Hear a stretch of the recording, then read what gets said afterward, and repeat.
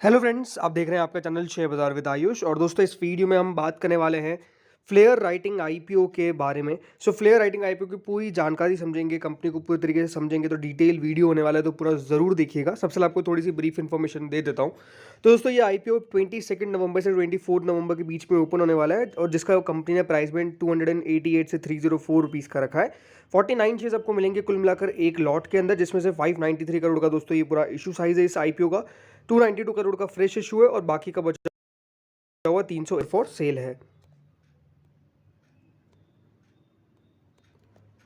अब friends, flare writing को समझते हैं। तो फ्लेयर राइटिंग करती क्या है बेसिकली? तो दोस्तों, फ्लेयर राइटिंग अनडाउटेडली अपने आप में one of the famous brands है पेंसिल्स का, पेन्स का, मार्कर्स का, क्रेयॉन्स का और अदर टूल्स जो राइटिंग और आर्ट के लिए काम आते हैं, उसका कंपनी कारोबार करती है। ऑलमोस्ट सब्सटेंशियल मार्केट शेयर है 44% का इस इंडस्ट्री के अंदर in terms of the value.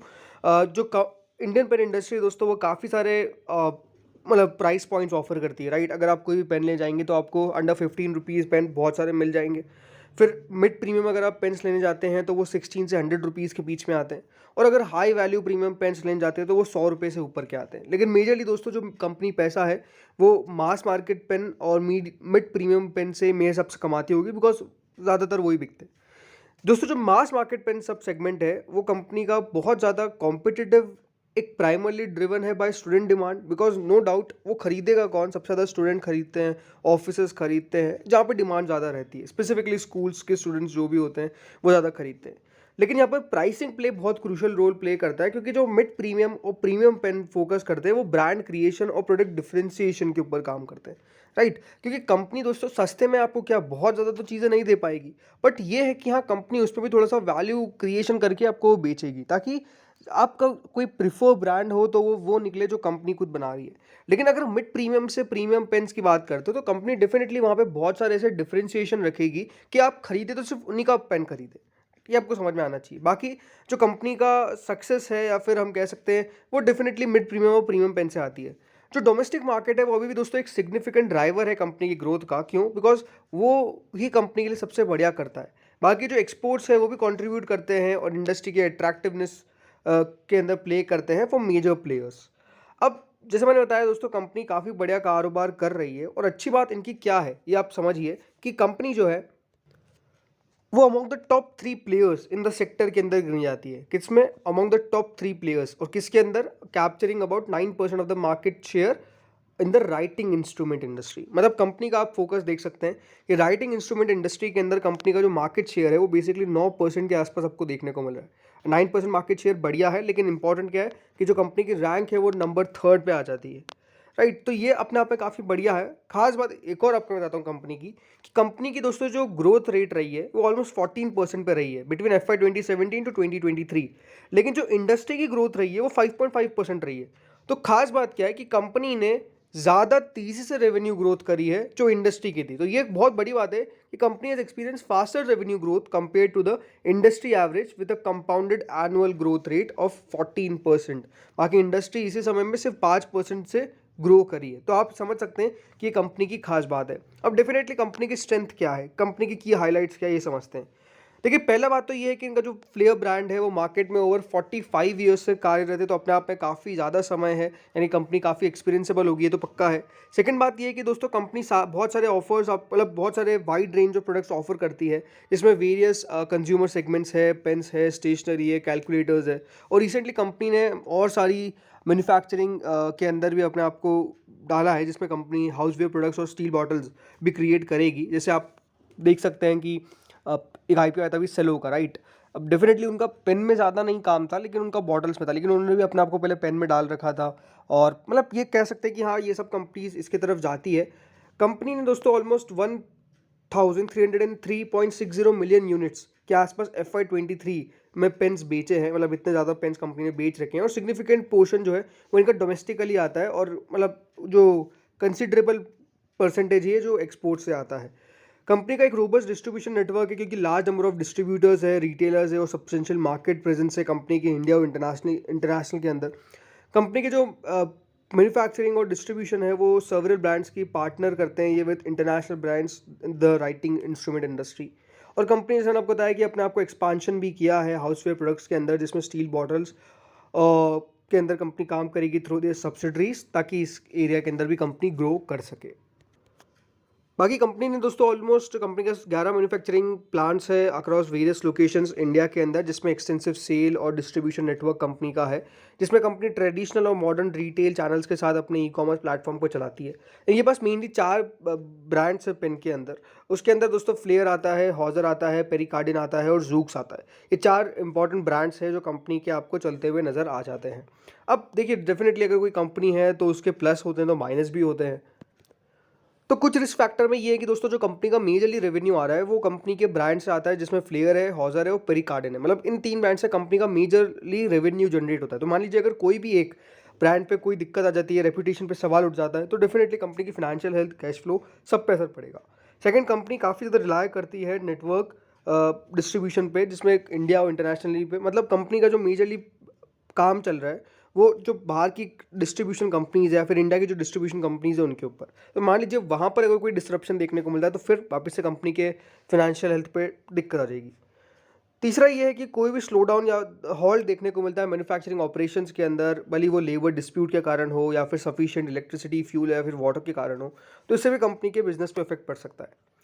चौथी बात ये है कि दोस्तों जो कंपनी है वो ऑपरेट करती है कॉम्पिटिटिव बिजनेस लैंडस्केप में, मतलब जहाँ पे कंपटीशन आपको काफ़ी देखने को मिलता है, और ऐसा नहीं कि कंपनी अकेली है, काफ़ी सारी बड़ी बड़ी कंपनीज है जो यहाँ पे काम करती है। तो अनडाउटेडली ये भी अपने आप में एक नेगेटिव बात है। कंपनी की डीआरएचपी से दोस्तों ये भी पता चलता है कि कंपनी के काफ़ी सारे ब्रांड्स हैं जो अभी तक रजिस्टर्ड नहीं हो पाए। तो अगर वहाँ पर कोई भी दिक्कत आती है, मान लीजिए ट्रेडमार्क्स के अंदर कोई भी दिक्कत आती है, तो ये एक प्रॉब्लम हो सकती है कंपनी के लिए, बिकॉज इससे कंपनी की इंटेलेक्चुअल प्रॉपर्टी के ऊपर डैमेज होगा। एंड अनडाउटेडली इससे कंपनी को बहुत सारे लीगल एक्शन भी फेस करने पड़ सकते हैं। एक और बात यह है कि दोस्तों कंपनी काफ़ी सारे foreign exchange risk, because company का बिजनेस फॉरेन कंट्रीज़ में भी है, तो वहाँ पर भी दोस्तों हम कह सकते हैं अगर कोई फॉरेन एक्सचेंज रिस्क आते हैं या फिर सेल्स में दिक्कत आती है तो वो कंपनी के ऊपर इफेक्ट कर सकता है, क्योंकि एक रिस्क रहता है बिजनेस के लिए और फाइनेंशियल वेलबींग के लिए, तो वो भी एक प्रॉब्लम आपको देखने को मिलेगी। कंपनी की दोस्तों एक हिस्ट्री रही है कि कंपनी ने काफ़ी बार डिले किया या फिर इनएक्यूरेट फाइलिंग करी है of their statutory firms with the register of companies. Additionally यहाँ पर बहुत सारे ऐसे डिलेज भी देखने को मिले हैं जिसमें जीएसटी रिटर्न सही समय पर नहीं दिया गया, पेमेंट्स नहीं की गए टूवर्ड्स ईपीएफ, यानी कंपनी के जो एम्प्लॉयज़ रहते हैं उनके प्रोविडेंट फंड के अंदर।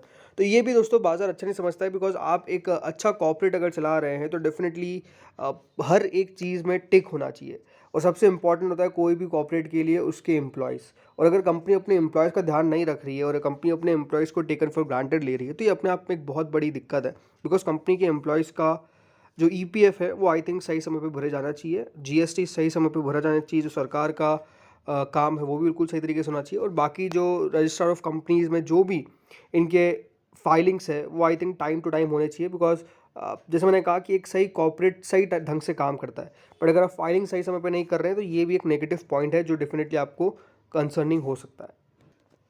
बाकी इनके फाइनेंशियल समझ लेते हैं। तो फाइनेंशियल्स में दोस्तों जो कंपनी की टोटल एसेट है वो definitely over the years grow करी है। 480 करोड़ थी 2021 में, फिर अगले साल वो 557 करोड़ हो जाती है और अगले साल 684 करोड़ हो जाती है। तो यहाँ पर आपने कंटिन्यूसली में ग्रोथ देखी है। जो कंपनी का रेवेन्यू है दोस्तों वो 297 करोड़ था 2021 के अंदर, जस्ट बिकॉज कोविड का पीरियड था वो। उसके बाद 577 करोड़ हो गया और अब 942 करोड़ हो गया। तो कंपनी के रेवेन्यू में ग्रोथ आपको काफ़ी तेज़ी से देखने को मिली, इसमें कोई डाउट नहीं है। कंपनी का जो पैट है, प्रॉफिट आफ्टर टैक्स, करीबन 98 लाख्स का आया था 2021 में। अगेन मैंने बताया कोविड के कारण अगले साल दोस्तों वो 55 करोड़ का हो जाता है और उसके अगले साल 118 करोड़ का। तो कंपनी ने प्रॉफिटेबिलिटी में भी काफ़ी बढ़िया काम किया, और जो कंपनी का इबिटा है वो 22.99 करोड़ था 2021 में, फिर 2022 में 97.56 करोड़ हुआ और 183.51 करोड़ हो गया 2023 के अंदर। तो अनडाउटेडली जो कंपनी की ग्रोथ है वो आपको बढ़िया देखने को मिली है। ज़रूर दोस्तों कोविड ने काफ़ी असर डाला, बट उसके बाद कंपनी ने अपने आप को वापस से कह सकते हैं खड़ा कर लिया, एंड डेफिनेटली कोई प्रॉब्लम ज़्यादा देखने को नहीं मिली। दोस्तों कंपनी आईपीओ लेकर क्यों आई है, ये भी अपने आप में एक क्वेश्चन है, तो उसका आंसर आपको मैं बता देता हूँ। कंपनी दोस्तों चाह रही है कि वो एक नई मैन्युफैक्चरिंग फैसिलिटी डाले और इनके राइटिंग इंस्ट्रूमेंट्स के लिए in the district Valsad Gujarat. दूसरा दोस्तों कंपनी को फंडिंग करनी है, कैपिटल एक्सपेंडिचर डालना है। उनकी एक सब्सिडरी है FWEPL, उसके अंदर कंपनी को कैपिटल एक्सपेंडिचर के लिए पैसा चाहिए। थर्ड बात ये कि दोस्तों कंपनी को वर्किंग कैपिटल रिक्वायरमेंट्स को फुलफिल करना है। इनकी एक और सब्सिडरी है FWEPL और FCIPL। चौथा है दोस्तों कंपनी को कुछ बोरिंग्स का रीपेमेंट करना है, ये भी एक इंपॉर्टेंट बात है। और पांचवा है कुछ जनरल कॉर्पोरेट पर्पसेस। लेकिन अब क्वेश्चन ये निकल के आता है दोस्तों कि कंपनी कैसी है। देखिए कंपनी तो बढ़िया है। अगर वैल्यूएशंस की मैं बात करता हूँ तो वैल्यूएशंस के हिसाब से कंपनी 24 के प्राइस टू अर्निंग पे दोस्तों अपना आईपीओ लेकर आ रही है। 3204 करोड़ की इसकी मार्केट कैप होने वाली है मतलब। बट बाकी क्या सही वैल्यूएशंस है? तो वैल्यूएशंस मेजरली सही लगेंगे बिकॉज देखिए बहुत सारी कंपनीज तो नहीं है जो लिस्टेड है, लेकिन जो दो लिस्टेड कंपनी है ज़्यादातर, लिंक और कोक्यो कैमलिन। 33 के प्राइस ट्रेंडिंग पे लिंक ट्रेड करता है एंड कोक्यो कैमलिन ऑलमोस्ट 56.82 की प्राइस ट्रेंडिंग पे ट्रेड करता है। तो अगर इनके हिसाब से देखा जाए तो कंपनी की जो वैल्यूएशन है वो मुझे तो बढ़िया लगती है। बाकी सेलो वर्ल्ड हाल ही में लिस्ट हुआ है एंड डेफिनेटली उसको हम एग्जैक्ट मैच नहीं कर सकते बिकॉज कंपनी का मेजर पोर्शन जो पेन के बिजनेस से है वो नहीं आता है, तो ये मैं उसको कंपेयर नहीं करूँगा।